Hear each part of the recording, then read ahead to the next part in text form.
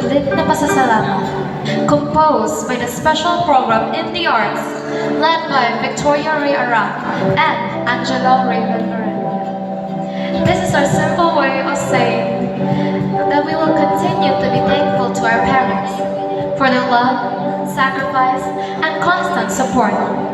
May we never forget all they have done for us. This song is for them.